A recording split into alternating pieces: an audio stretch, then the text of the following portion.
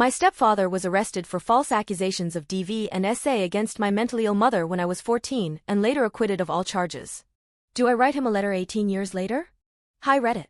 I've decided there is no better place to tell this crazy story and ask for advice for the question that's been eating me alive for years. Sit tight, as this one is long and a definite mindfuck. For context, I, 31F, have 3 siblings on my mother's side. We all have different fathers. I have a now 34-year-old sister and a 21-year-old brother. My mother struggled for years with severe mental health issues, PTSD from her own childhood, as well as schizophrenia developed later in life during my early childhood, as well as Munchausen, yes, like Gypsy Rose's mother, but that's for a different part of the story. My mother was a teen mom to me and my sister. Had 2 kids before she turned 18. She was promiscuous, dated many men, partied, and did not always prioritize her kids.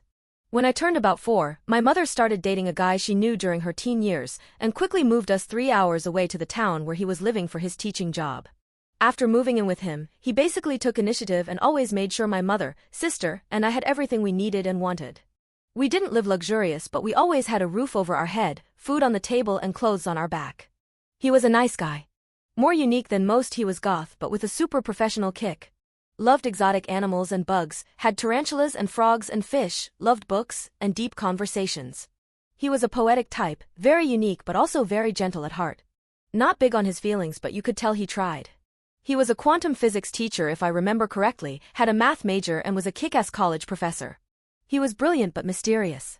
People were either drawn to him or afraid of him based on his look. It always kept life interesting. My mother's mental health slowly deteriorated over the next few years, but she was still mostly functional.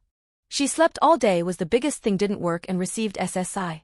When I was around 9, my mother got pregnant with his first child. She got everything she wanted and needed and more for my soon-to-be brother, and my stepdad worked overtime to make sure he met every desire of my mother and his soon-to-arrive son. After my brother, we will call him B, was born, my mother's mental health rapidly deteriorated. It seems like every other day she was getting in a huge, unprovoked fights with my stepfather. There were times that he would stay at his office at the college because of how out of control my mother was. My sister at the time was 13, and many nights she would cook for me or we would cook together because my mother would either be sleeping or deep in a depressive state and not coming out of her room until the wee hours of the night. My sister and I both often were the ones taking care of my brother, as all she did was sleep all day and nursed him off and on, and otherwise he was out in the main living area with me. I missed over 200 days of school a few years in a row, fearing leaving my brother at home with nobody, while my stepfather worked and my mother slept. It was not all peaches and cream with my stepfather. He did have a temper, and the sense of we would definitely clash over things like chores and dishes, but now that I'm older, I realize that he just had such a heavy load, and dealing with a person like my mother would put a toll on anybody. I honestly don't know how he dealt with it for so long and didn't actually snap. The mental anguish she put him and all of us through was literal hell. As I hit my teen years, I would leave for long periods of time with friends. Many of my friends' parents realized the dysfunction of our household and my mother and would let me have extended weeks-long sleepovers, I assume as a way to help me. Around age 13-14 was the peak of the crisis. Anytime my sister and I would leave, my mother would call the police saying we were mentally ill or manic. She would often call the cops on him, even when nothing was going on. Looking back, I wonder if it was episodes of paranoia or manic for her. She would create these stories and scenarios in her head of my sister and I having a variety of health issues or mental health issues, as well as others around her. She benefited financially from these stories that she created, both from herself and from us. A few weeks after my birthday, I remember being outside with my friend just up the road from my house. I watched as a cop car drove by, with my stepdad in the back seat. He waved, and I could see the fear and sadness in his eyes. I didn't even know what had happened, but I knew that was the start of something horrible. That was the last time I saw him. She had accused him of DV, but according to my sister who was there, nothing happened. But my sister was so checked out of reality at that point, trying to escape my mother's mental illness with her own life and boyfriend, she just kept quiet. Over the next year or more, life went to complete shit. My mother could not afford the bills because she only got SSI. She never let my stepdad come and get any of his exotic animals after that incident, even with a civil assist, and they all died and rotted in our basement as we collected what we could and went into multiple domestic violence shelters.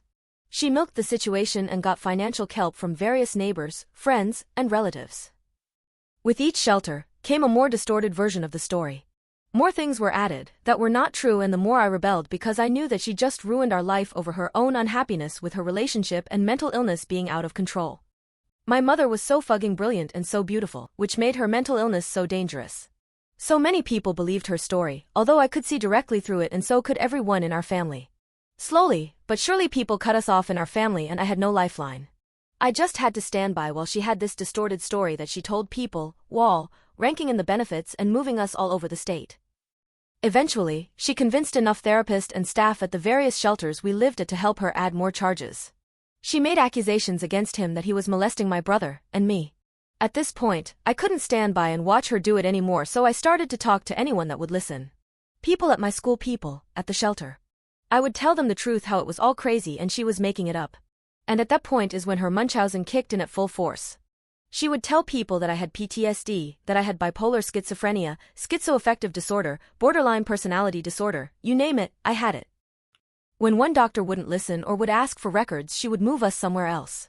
The story of Gypsy Rose? It made me so relieved to hear of someone else going through it when it all came out, because that was literally my story, minus the cancer. She put me on more medication than I could even handle. I was zombied out, couldn't think, and it took me 30 to 60 seconds to respond to people when they would speak to me because I was on such heavy sedative medication and medication intended for adults with severe mental health issues, not small teenagers. She would tell people that I saw things and then I heard voices and I didn't. And they would just listen to her because she was so charming. A few people saw through it, a therapist who came to our home regularly and a few people at my school. They reported her and CPS eventually got involved, and this was right around the time of the trial against my stepdad for all of these alleged charges that she said he did. So of course she tried to smooth her way into the social worker's heart, saying that we were all victims and we were also damaged from the abuse that we endured. She had the social worker convinced for the most part, but the social worker still kept an eye on us. I remember there was a time that my brother got out of the house when I was at school because she was sleeping in the middle of the afternoon, and he was wandering around a busy road, and she tried to say that it was my fault because I had just got home when they were bringing my brother back. CPS kept our case open after that point.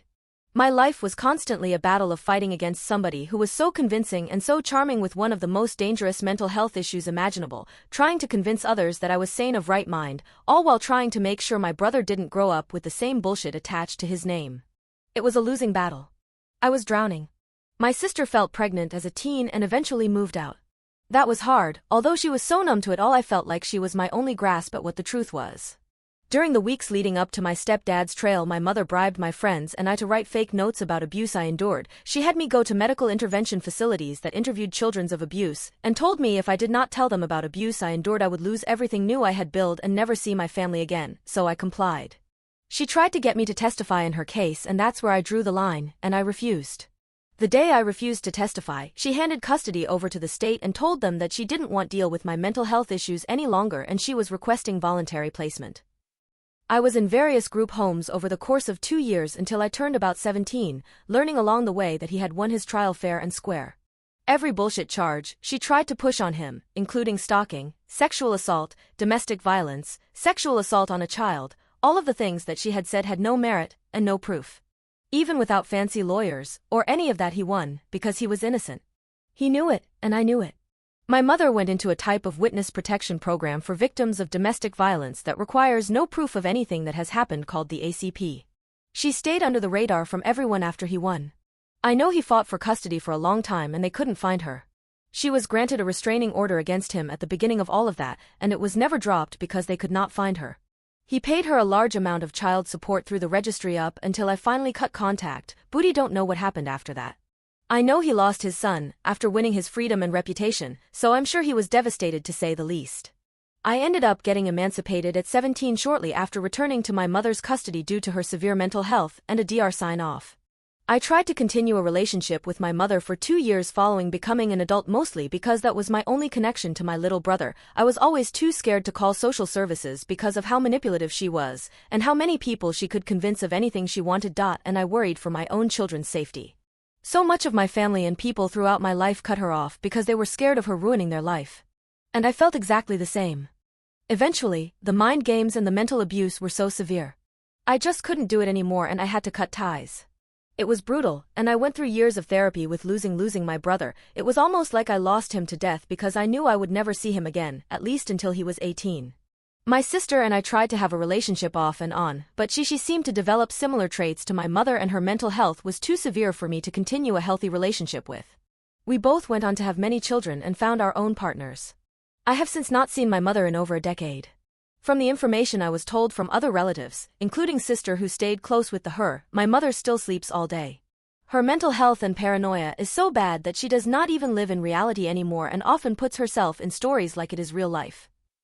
My brother is now 21, and is so mentally impaired because she never put him in school a day in his life, never let him have friends outside of the home, and he was always locked inside while she slept all day. He is now severely autistic, barely verbal, and will probably live with her until she dies. It's sickening and another proof of failure of the system, as I know others have reported her and nothing was ever done. I've actually reached out to him a few times by giving my phone number to people to give to him, as he's not allowed to have social media or any sort of contact with the outside world online. He is a prisoner and I wish I could rescue him. I wish I would have done more when he was a child. It's like something out of a fucking horror movie. I don't know how to get him help or get him he message that he is an adult and can make his own choices, but that's a story for a different day.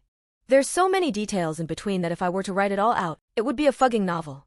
As an adult, I was diagnosed with PTSD and Munchausen by proxy from the abuse I endured by my mother. Now that I have my own family and have done a lot of work on my own healing, I've raised my children in such a different environment. The years I've had a strong inclination and feeling that I should reach out to him. Maybe it's a feeling of guilt? Maybe it's a feeling of needing recognition myself?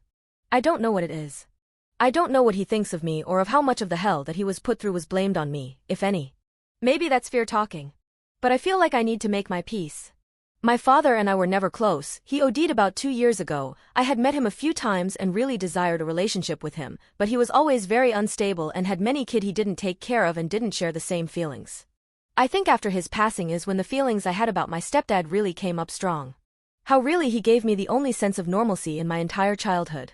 He was the father I never had, and that he deserves a thank you. And he also deserves an apology for everything that my mother put him through.